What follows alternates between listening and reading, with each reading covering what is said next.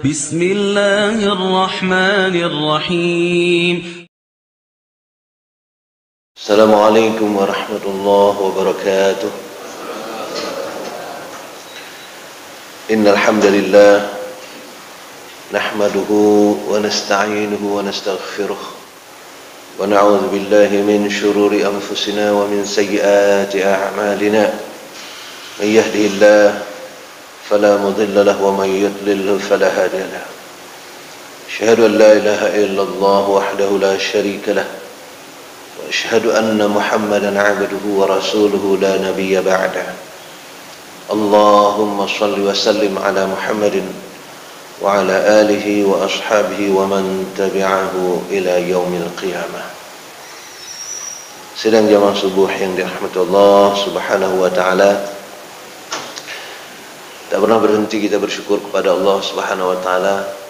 Allah berkenan menghidupkan kita, memberi kita kesehatan dan memberi kita hidayah untuk mau datang subuh-subuh pagi-pagi seperti ini.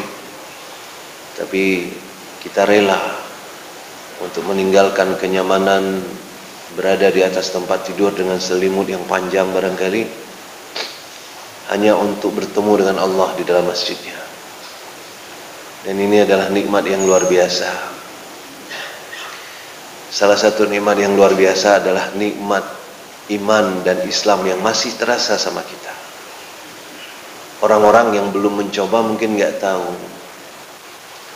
Ada banyak sekali orang-orang luar yang terheran-heran dengan apa yang dilakukan oleh orang Islam.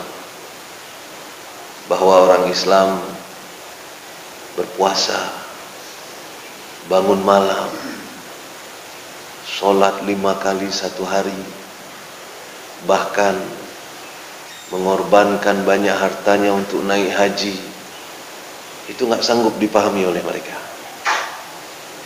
Karena mereka tidak mencoba. Jadi mereka mengira kita ini menderita dengan keadaan kita. Terutama bulan Ramadan itu. Jadi ketika bulan Ramadan datang, mereka mengira pasti orang Islam itu berharap Ramadan cepat selesai. Kenapa? Lapar mereka. Berat hidupnya. Tidak boleh makan, tidak boleh minum, tak boleh terhubung dengan pasangan, dan seterusnya dan seterusnya. Berat sekali hidup di bulan Ramadan. Mereka kira. Tapi apa yang terjadi? Ternyata orang-orang kita justru menunggu-nunggu bulan Ramadan. Ramadan belum selesai, orang-orang sudah mulai mempersiapkan. Ibu-ibu pasti sudah punya banyak mukena baru. Mau dekat Ramadan.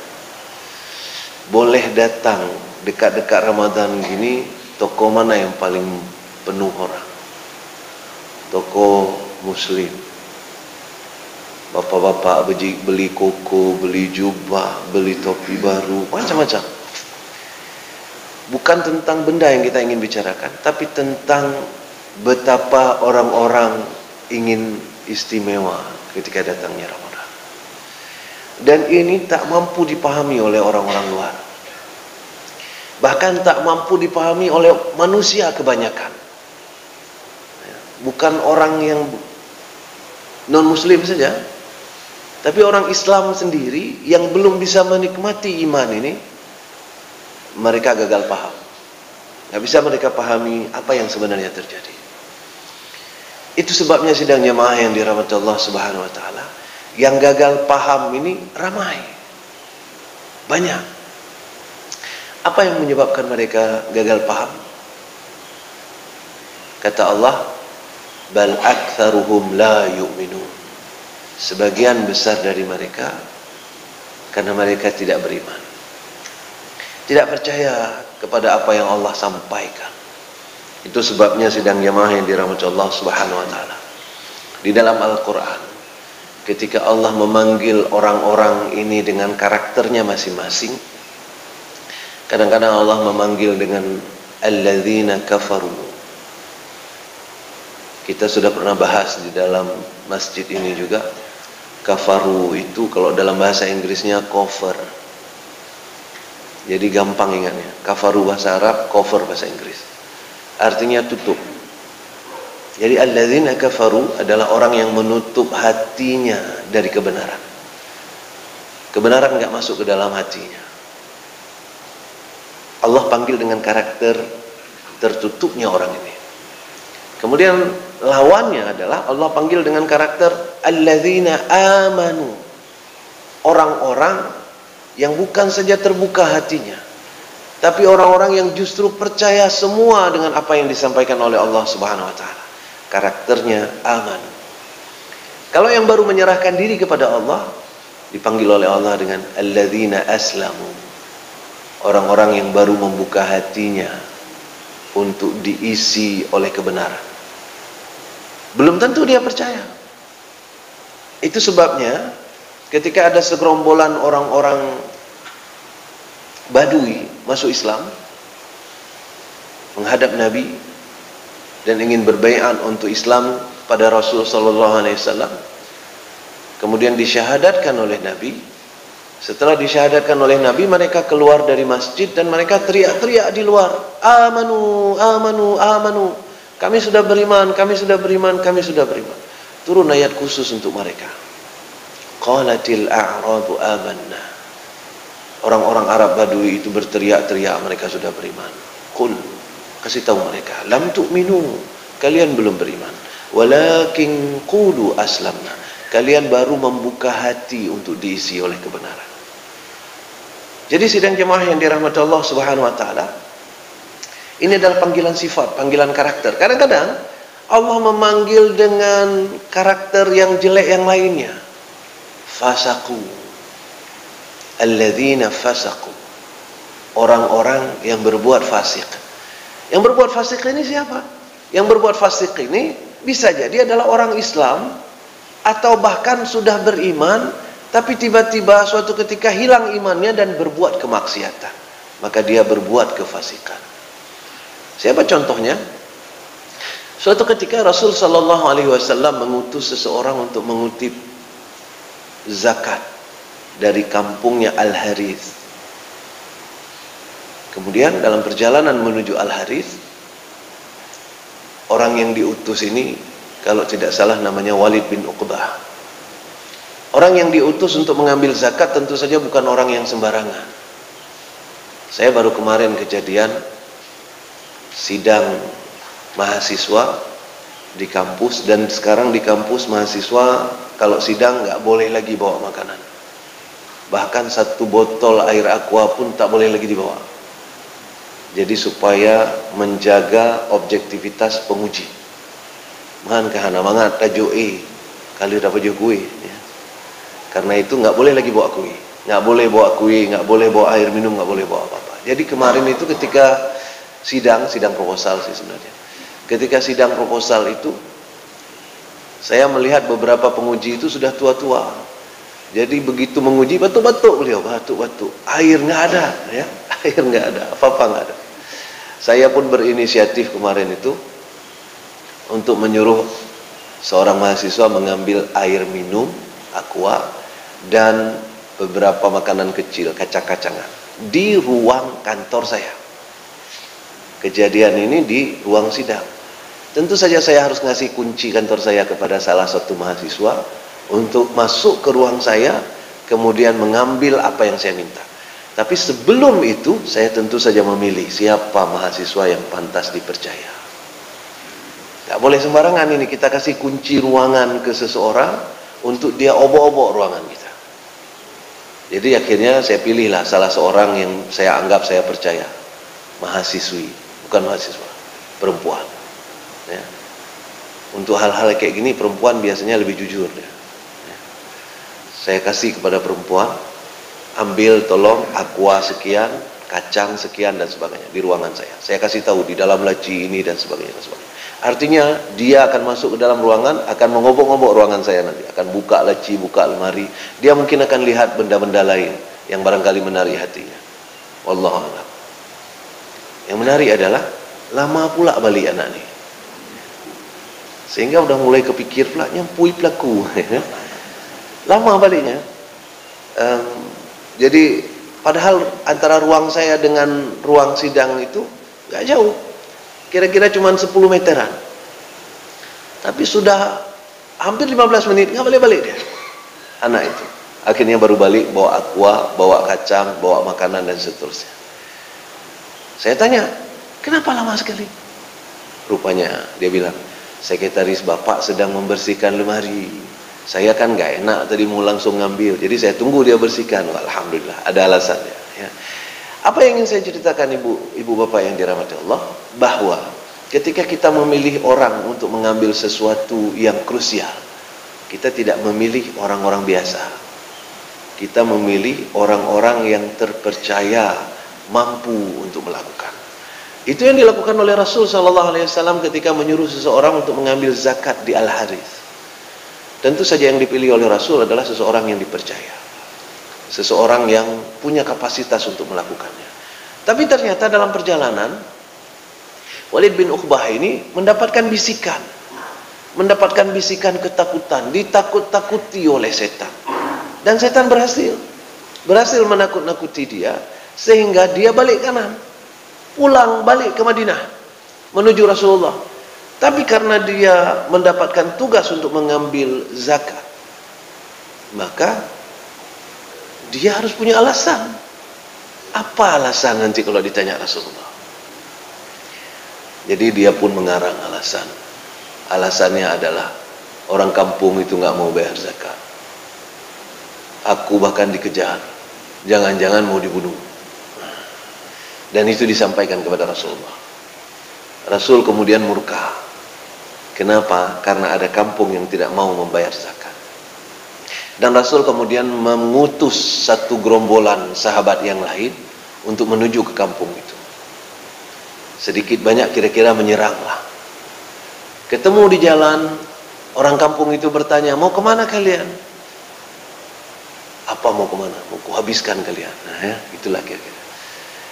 Jadi begitu bertemu mereka, percakapan mereka, kenapa kalian tak mau membayar zakat? Kami sudah tunggu-tunggu. Orang yang kami tunggu yang diutus Rasulullah tak datang-datang. Tapi ada orang yang datang, katanya kalian kejar. Itu tidak benar. Ayo kita menghadap Rasulullah. Kemudian mereka menghadap Rasulullah, mengklarifikasi semuanya, dan jelaslah. Dan turunlah ayat. Ayat khusus yang turun. Ayatnya persis pula di surat yang sama dengan surat yang kita baca untuk orang Arab Badui tadi, surat Al-Hujurat. Kalau tadi ayat berapa ya? Kalau tadi yang qalatil a'rabu itu Al-Hujurat 14 kalau tidak salah. Sekarang Al-Hujurat 6. Al-Hujurat 6 bunyinya, ya ayyuhalladzina amanu in ja'akum fasiq. Nah, ini dia. Kita cerita panjang-panjang ini hanya untuk mencari kata-kata fasik saja. Tapi nggak apa-apa biar kita paham, ya. Kata Allah Subhanahu wa taala kepada Rasul, ya ayyuhalladzina amanu, hai orang-orang beriman, in ja'akum fasiqun. Ya. Kalau seandainya datang kepada kalian seorang yang fasik, binaba'in fatabayyanu, dengan sebuah berita, dengan sebuah kabar, fatabayyanu, maka bertabayunlah kalian. Jangan gampang sekali percaya dengan apa yang disampaikan. Panjang ayat itu kemudian diceritakan apa akibat kalau seandainya kita gampang sekali percaya. Jadi sidang jamaah yang dirahmati Allah Subhanahu wa taala, siapa yang disebut fasik oleh Allah Subhanahu wa taala? Salah seorang sahabat yang diutus Rasulullah untuk mengambil zakat. Bukan orang kafir, bukan orang tak punya iman, tapi orang yang tiba-tiba berhasil ditundukkan oleh setan. Fasik. Jadi sidang jemaah yang dirahmati Allah Subhanahu wa taala, ada beberapa terminologi tadi yang disebut oleh Allah di dalam Al-Qur'an ketika kita dipanggil, ya ayyuhalladzina amanu atau alladzina amanu. Kadang alladzina kafaru, kadang alladzina fasaqu. Alladzina fasaqu. Nah, kalau seandainya kita buat grafik, maka grafik ini seperti gunung dia. Dalam bahasa statistik disebut dengan kurva normal. Apa itu kurva normal? Gunung yang simetris kiri dengan kanan, di tengah-tengahnya banyak, di kiri kanannya sedikit. Jadi dalam kurva normal selalu seperti itu. Di tengah-tengahnya banyak, di kiri dan kanannya sedikit. Siapa yang di bagian kanan? Anggaplah kita buat persentase saja biar gampang kita paham. Yang sebelah kanan itu 10% saja jumlahnya, paling kanan itu adalah orang-orang yang beriman. Yang paling kiri 10% saja jumlahnya, itu adalah alladzina kafaru, orang-orang yang kafir, yang menutup hatinya dengan Islam, dengan kebenaran. Lalu yang di tengah-tengah 80% jumlahnya, paling banyak di antara semua. Siapa mereka? Itulah orang-orang yang sangat mungkin menjadi fasaku. Orang-orang yang sebenarnya bisa jadi beriman, tapi kemudian kadang-kadang gagal. Berada di tengah-tengah. Dia punya KTP Islam, tapi kadang-kadang berbuat kemaksiatan. Ada seorang teman saya waktu itu S3-nya di Jepang. Ketika S3 di Jepang itu beliau mendapatkan kasus yang beda. Apa kasusnya? Ada 3 anak gadis nonton bola di Jepang. 3 anak gadis nonton bola di Jepang. Salah satu diantaranya anak Malaysia, 2 diantaranya anak Indonesia. Yang Indonesia ini nggak pakai jilbab. Yang Malaysia pakai jilbab, tapi ikut nonton bola. Yang Malaysia dan Indonesia gabung 3 orang ikut nonton bola. Yang satu pakai jilbab, yang 2 enggak. Apa yang terjadi? Pulang dari nonton bola, salah satu diantaranya kemasukan. Rupanya di Jepang masuk juga dia. Ya. Kemasukan yang satu, kesurupan.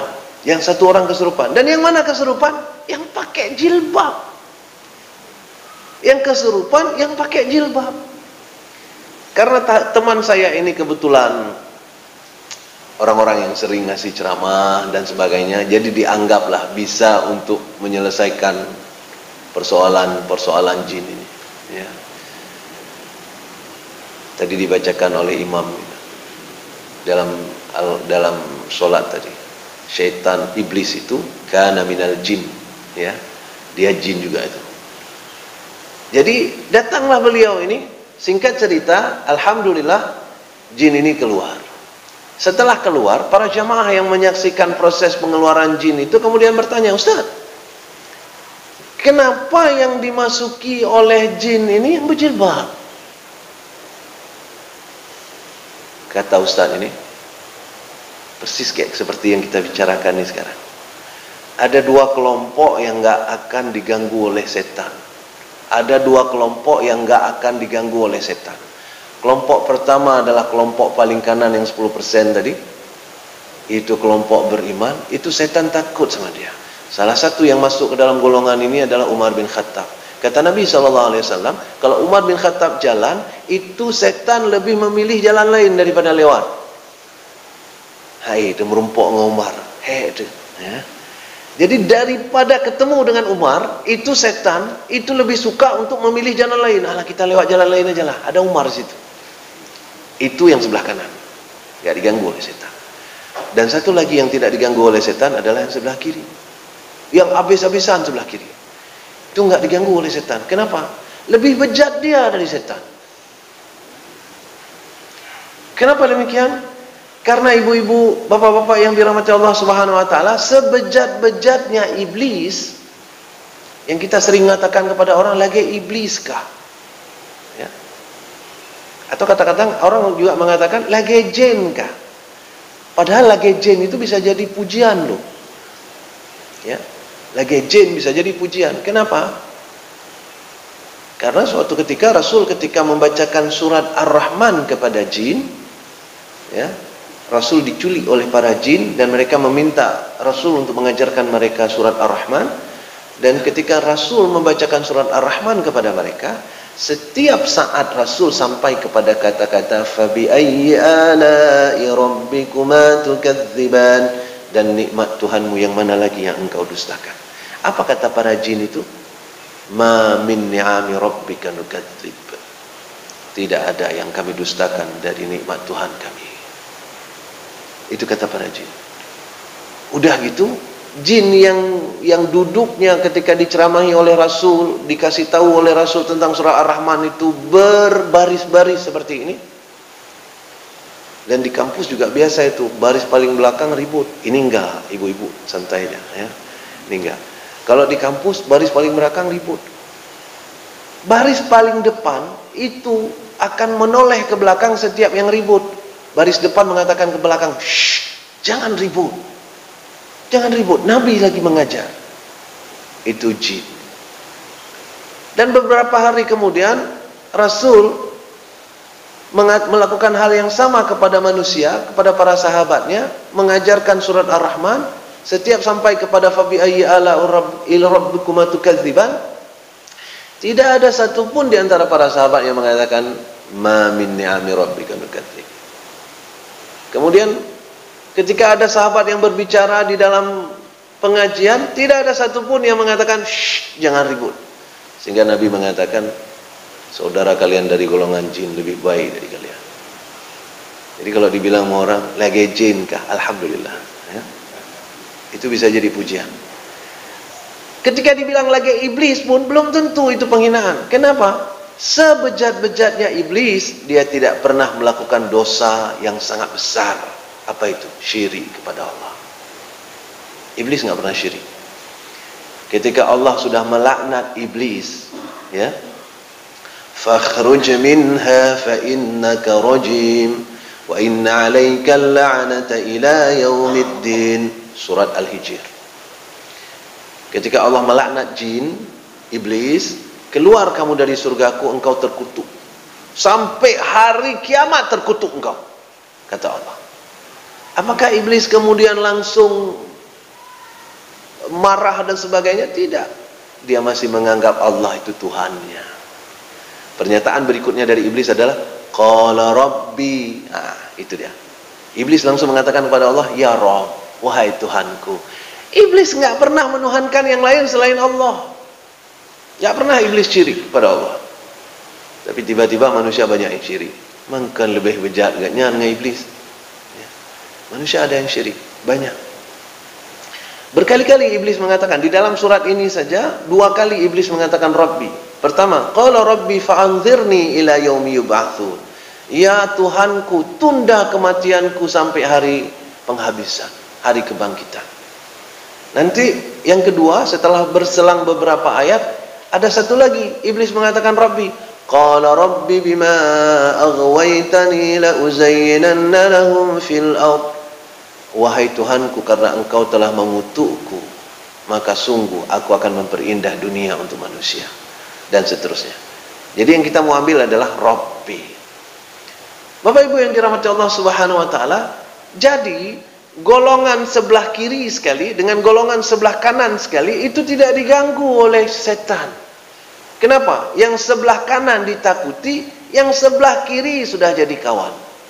Ya. Sehingga nggak diganggu lagi oleh setan. Yang paling banyak diganggu oleh setan adalah yang berada di tengah-tengah. Yang 80% itu. Itulah kelompok-kelompok yang sangat mungkin melakukan kefasikan. Maka ada di antaranya orang beriman yang tiba-tiba hilang imannya sebentar dan kemudian melakukan hal-hal yang dilanggar. Dan seterusnya dan seterusnya. Maka itu sidang jemaah yang dirahmati Allah Subhanahu wa taala, orang-orang yang di sebelah kanan itu tidak banyak jumlahnya. Yang di sebelah kanan yang beriman itu tidak banyak jumlahnya, sementara yang lain banyak sekali. Makanya kata Allah di dalam Al-Qur'an tadi, bal aktsaruhum la yu'minun. Sebagian besar itu tidak masuk dalam golongan beriman. Sebagian besar tidak masuk dalam golongan beriman. Di dalam sebagian besar itu ada alladzina kafaru dan alladzina fasaqu. Di dalam golongan besar itu tadi. Maka itu sidang jemaah yang dirahmati Allah Subhanahu wa taala, ketika Allah memanggil kita di dalam Al-Qur'an dengan bahasa-bahasa karakter ini, itu menunjukkan ada sesuatu. Boleh cek di dalam Al-Qur'an, seringkali ketika Allah memanggil dengan kata ya ayyuhan nas, biasanya Allah hanya ingin menyampaikan informasi saja. Tidak memberikan perintah-perintah, apalagi perintah yang istimewa. Misalnya, lagi-lagi kita ambil surah Al-Hujurat aja, yang dekat, ya. Ya ayyuhan nas, hai manusia, inna khalaqnakum min dzakari wa untha Allah memberi kabar, memberi berita, memberi keterangan. Sesungguhnya dengan sengaja kami ciptakan kalian dari laki-laki dan perempuan. Di dalam ayat yang lain, ya ayyuhan nas, ini surah Fatir. Ya ayyuhan nas, hai manusia, antumul fuqara'u ilallah, wallahu huwal ghaniyul hamid. Kalianlah yang butuh Allah, wahai manusia. Allah itu tak butuh kalian. Allah maha terpuji dan maha kaya. Allah maha kaya dan maha terpuji. Itu semuanya informasi. Ketika Allah memanggil orang-orang kafir, sering sekali kalau bukan bantahan, maka ajakan. Bukan juga perintah istimewa. Qul ya ayyuhal kafirun. Nah, itu dia salah satunya. La a'budu ma ta'budun. Ya, bantahan. Hai orang-orang kafir, kasih tahu mereka Muhammad, hai orang-orang kafir, kami tak akan menyembah apa yang kalian sembah. Ya. Atau di dalam ayat yang lain misalnya. Aduh, lupa saya ayat. Tapi intinya ketika Allah memanggil orang-orang kafir, tidak pernah Allah memberikan kepada mereka perintah-perintah yang luar biasa. Kita juga demikian. Persis seperti saya tadi memilih mahasiswi, saya pilih orang yang tepat untuk mengambil sesuatu yang sebenarnya sangat konfidensial, sangat harus dijaga kerahasiaan. Tidak boleh ngambil macam-macam. Ya. Kita nggak usah sampai ke yang demikian lah. Kalau di rumah misalnya punya anak 3 kita, ketika mau pergi, kita mau titipkan amanah kepada salah satu anak, jam berapa tutup jendela, jam berapa hidupkan lampu, jam berapa nanti ini dan sebagainya. Biasanya kita pasti pilih satu anak yang amanah. Yang teledor kita nggak pilih. Kenapa? Berbahaya. Itu sebabnya sidang jemaah yang dirahmati Allah Subhanahu wa taala. Allah juga memilih orang-orang khusus untuk diberi tugas-tugas khusus ini. Dan orang-orang khusus ini adalah orang-orang yang di bagian kecil tadi, sedikit sekali jumlahnya. Siapa mereka? Orang-orang beriman. Ya ayyuhalladzina amanu kutiba alaikumus shiyam. Hai orang-orang yang beriman, diwajibkan kepada kalian berpuasa. Diwajibkan kepada kalian berpuasa. Sidang jemaah yang dirahmati Allah Subhanahu wa taala, boleh dicek di dalam Al-Qur'an. Setiap ada kata yang muncul ya ayyuhalladzina amanu, hai orang-orang yang beriman, maka kata Ibnu Abbas bahwa kata-kata itu pasti diikuti oleh sebuah suruhan yang sangat mulia atau sebuah larangan yang tidak mungkin untuk dilakukan oleh orang biasa. Maka ayat ini tidak dipanggil dengan ya ayyuhan nas. Ya ayyuhan nas kutiba alaikumus shiyam. Enggak begitu. Kenapa? Karena manusia biasa itu seperti yang kita sebutkan di awal, mereka gagal paham kenapa kita berpuasa. Gagal paham mereka.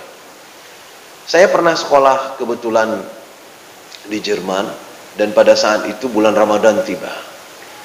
Waktu bulan Ramadan tiba, waktu itu karena saya biasanya makan siang turun bareng-bareng sama anak-anak Jerman itu ke kantin untuk makan. Kita tidak makan apa yang mereka makan, santai aja ya. Jadi jangan nanti dikira oh mak ustadznya paju puyang gak paju ya. Enggak. Ada makanan-makanan halalnya. Jadi sering turun sama mereka, sehingga pada bulan Ramadan itu mereka tidak tahu kita tidak makan. Jadi mereka ajak juga kita ke bawah. Ya, mereka ajak. Kom Ilham, we gehen essen, kata dia. Ya. Ayo kita makan. Saya bilang waktu itu, ich esse heute nicht. Aku tidak makan hari ini. Kata mereka, das macht doch nicht. Du kannst doch noch trinken, kata dia ya. Enggak apa-apa, kamu kan masih bisa minum, kata dia.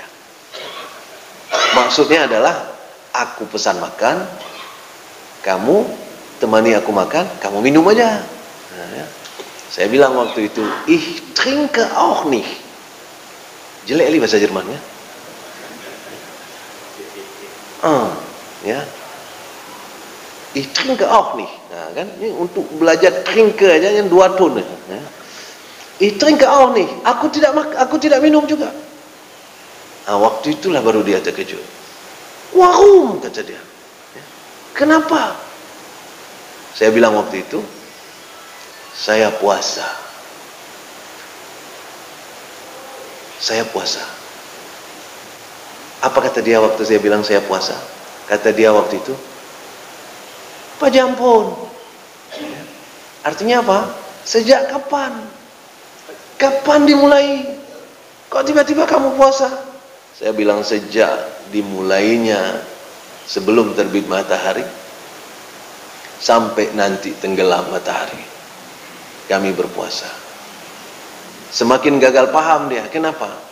Karena di daerah utara itu, daerah Jerman yang dekat dengan kutub itu di sana matahari bisa jadi sangat panjang atau bisa jadi sangat pendek. Di bulan-bulan musim dingin, matahari di sana sangat pendek. Musim salju, sangat pendek. Jadi kita bisa saja sahur itu jam 8 pagi. Kenapa? Jam setengah 9 baru keluar matahari. Sahur jam 8 pagi, setengah 9 keluar matahari, dan jam 3 sore sudah berbuka. Nah, kok bahak mangan, ya. Jadi ibu-ibu yang banyak tinggal puasanya ke Jerman. Tapi jangan salah pilih waktu. Kalau sempat puasa di Jerman itu datangnya di musim panas, ini lebih berat. Kenapa? Karena matahari keluar jam 2 pagi. Jam 2 pagi keluar matahari, artinya sahur setengah 2. Dan baru tenggelam lagi jam 11 malam. Artinya jam 11 malam baru berbuka. Jadi coba dibayangkan kapan Lailatul Qadar. Ya, berapa jam Lailatul Qadar? Maka alhamdulillah sekali kita 12 jam Lailatul Qadar. Atau berangkap dan sebagainya, ya. Itu sebabnya, itu salah satu hikmah kenapa Allah mewajibkan puasa bukan di bulan Juli tapi bulan Ramadan. Bukan bulan September tapi bulan Ramadan. Karena Ramadan itu bergeser terus. Tahun lalu Ramadan dimulai awal April. Tahun ini sudah akhir Maret. Tahun depan sudah awal Maret. Tahun depannya lagi insya Allah akhir Februari. Misalnya seperti itu, ya. Bergeser terus. Sehingga semua orang sempat merasakan musim dingin dan musim panas ketika Ramadan di belahan sana. Kalau kita memang nggak pengaruh. Mudah tepu tanpa jangan musim panas, musim dingin tempat kita, ya. Tiap hari panas, ya. Makanya di sini selalu ada AC. Jadi Bapak Ibu yang dirahmati Allah Subhanahu wa taala, itu sebabnya mereka tidak mampu untuk paham. Jangankan untuk melakukan puasa, untuk paham saja orang puasa, nggak paham mereka. Karena dalam bayangan mereka bisa sakit kita. Jadi waktu saya bilang dari awal terbit fajar sampai tenggelam matahari, apa kata-kata yang muncul dari mulut dia waktu itu? Das ist doch verrückt, kata dia. Kalau bahasa kita kira-kira kapungoka. Itu dia. Ya. Istilahnya nyampungo lagi ya. Istilahnya. Nggak bisa paham mereka. Apa makna gila? Apa makna kapungo? Maknanya di luar logika. Nggak mampu aku pahami apa yang terjadi sebenarnya. Kalau kalian mau beribadah demikian. Itu sebabnya Bapak Ibu yang dirahmati Allah Subhanahu wa taala. Setiap Ramadan datang, mereka mengira kita itu tidak senang. Kita itu ingin Ramadan cepat selesai. Tapi apa kenyataannya? Nanti ketika Ramadan sudah masuk, Bapak Ibu boleh cek. Sebentar saja terasa sudah tanggal 15 Ramadan. Perasaan baru dimulai, tiba-tiba sudah 20-an. Dan tiba-tiba saja sudah Allahu Akbar, Allahu Akbar, Allahu Akbar. Kita Quran belum khatam. Tarawih masih banyak bolong. Ya. Puasa terasa belum sempurna. Saat itu banyak di antara orang kita yang langsung menambatkan rindunya kembali. Ya Allah, tolong ya Allah, sampaikan usiaku ke Ramadan berikutnya. Ya. Artinya apa? Ramadan yang lalu baru saja selesai, kita langsung berkeinginan, ya Allah, hana bereh Ramadan kali ini. Nepuk panjang umulun ya Allah. Kali nyohna bere ya Allah, gagal saya ya Allah. Panjangkan usiaku ya Allah, aku ingin ketemu Ramadan berikutnya. Jadi apa yang mereka khawatirkan, bahwa mereka pikir kita ini tersiksa dengan Ramadan, salah besar.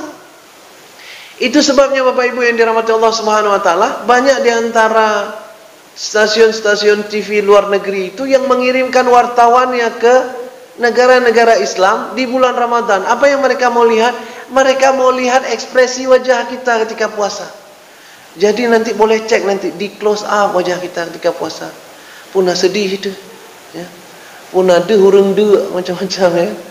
Di close up wajah kita. Itu datang nanti, boleh cek. Datang nanti. Mereka ingin melihat bagaimana orang-orang Islam menjalankan Ramadan.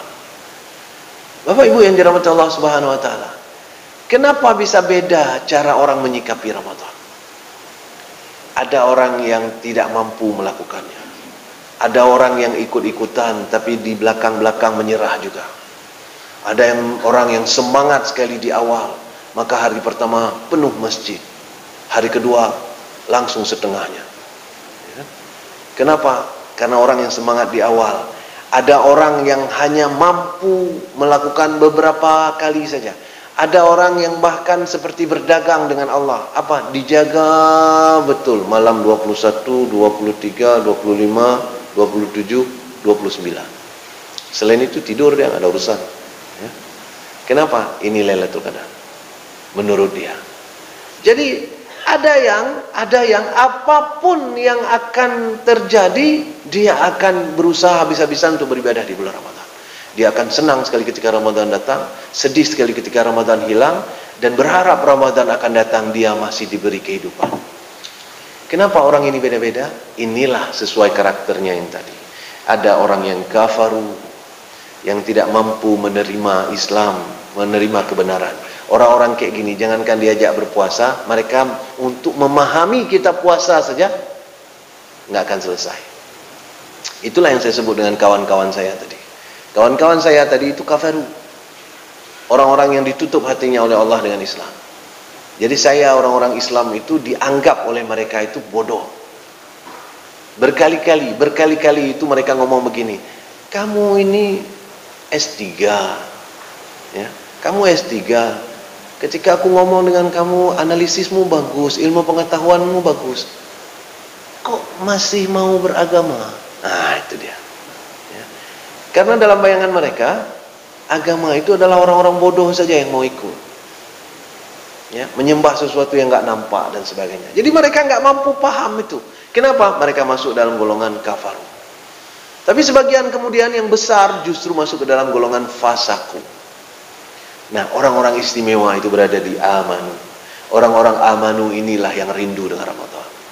Orang-orang amanu inilah yang membuat perencanaan supaya Ramadannya nanti berjalan dengan benar. Orang-orang amanu inilah yang ketika Ramadan berakhir, sehebat apapun ibadah dia di bulan Ramadan, dia tetap menyesal. Sehebat apapun ibadah dia di bulan Ramadan, dia tetap menyesal. Kenapa menyesal?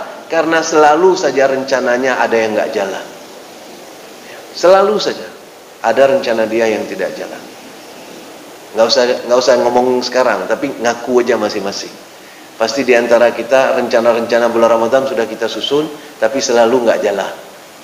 Ya. Begitu sampai akhir selalu gagal. Gagal artinya apa? Nggak tersampaikan seperti target yang kita cadangkan. Jadi Bapak Ibu yang dirahmati Allah Subhanahu wa taala, kita punya beberapa hari lagi nih. Beberapa hari lagi kita punya sisa waktu sebelum Ramadan datang. Hari ini kalau tidak salah tanggal 11 atau 12? 11. Tanggal 11 berarti tepat sekitar 10-an hari lagi. Ya, sekitar 10-an hari lagi Ramadan sudah akan datang. Kalau hari ini kita baru tanya apa yang harus aku siapkan untuk Ramadan, telat. Telat sekali. Persis seperti seorang ayah baru yang anaknya baru lahir, kemudian datang kepada Ustadz menanyakan, Ustadz, bagaimana cara mendidik anak yang baik? Berapa usia anakmu? Sudah 2 bulan Ustadz. Telat. Kenapa? Cara mendidik anak yang baik dimulai dengan mencari ibunya yang baik. Jadi mulai dari mencari ibu, Itu sudah termasuk cara mendidik anak yang baik. Karena mendidik anak yang baik melalui ibu. Darah ibulah yang paling banyak mengalir ke dalam diri anak ketika anak di dalam kandungan. Jadi jangan heran kalau ada anak 1, 2 bandel macam-macam dan sebagainya. Jangan-jangan ibunya salah orang. Payah minta ibu yang lain. Jadi Bapak Ibu yang dirahmati Allah Subhanahu wa taala, ini sudah telat untuk mempersiapkan diri ke Ramadan. Yang bisa kita lakukan cuma menambah sedikit-dikit dari kualitasnya. Apa yang bisa kita lakukan? Kata Allah tadi, orang-orang spesial yang dipanggil untuk menikmati Ramadan adalah orang-orang dengan iman. Ya ayyuhalladzina amanu. Dan di dalam Al-Quran Allah kasih tahu kita bagaimana cara supaya iman kita bertambah, kualitasnya nambah. Wa idza tuliyat alaihim ayatuhu zadatuhum imana. Ketika dibacakan ayat-ayat Allah kepadanya, bertambah-tambah iman mereka. Ketika dikasih tausiah, bertambah keinginan mereka untuk taat kepada Allah. Ketika dikasih ceramah, bertambah iman mereka. Dikasih khutbah, bertambah iman mereka. Dikasih kajian, bertambah iman mereka. Maka sering-seringlah ikut kajian. Itu yang penting. Sering-sering ikut kajian. Nah, ada lagi yang gagal paham. Apa yang gagal paham? Muncullah istilah, saya heran kenapa seringkali banyak kali ikut kajian. Sampai kapan ini mau ikut kajian? Ya. Jangan sebut merek. Saya nggak sebut merek. Ya. Siapa orang yang ngomong kayak gini? Bapak Ibu yang dirahmati Allah Subhanahu wa taala. Kenapa dia ngomong kayak gini? Dia ngomong kayak gini justru karena dia nggak pernah ikut kajian. Kenapa kawan-kawan saya tadi ketika saya mengatakan berpuasa dari pagi sampai sore, kata dia kapungoga. Kenapa demikian? Karena dia tidak pernah mencoba berpuasa. Orang-orang yang nggak pernah ikut kajian nggak tahu nikmatnya kajian. Saya melihat di beberapa tempat saya khutbah, saya ceramah, ada beberapa orang yang orang-orang itu saja ada di jamaah, padahal tinggalnya bukan di situ. Artinya apa? Beliau sudah mulai ngekor. Ada kenikmatan untuk dengar kajian. Kemarin saya khutbah di Abdul Rauf, ada orangnya. Dia tidak berasal dari daerah situ. Beliau tinggalnya di Kuta Alam. Kebetulan saya ada kajian rutin di Kuta Alam. Kajian subuh rutin di Kuta Alam. Beliau tinggalnya di Kuta Alam. Kemarin saya khutbah di Abdul Rauf, ada beliau di situ. Ya, pernah suatu ketika di Lumbata ada beliau di situ. Kenapa? Ada beberapa orang yang sudah rindu dengan kajian. Kenapa bisa begitu?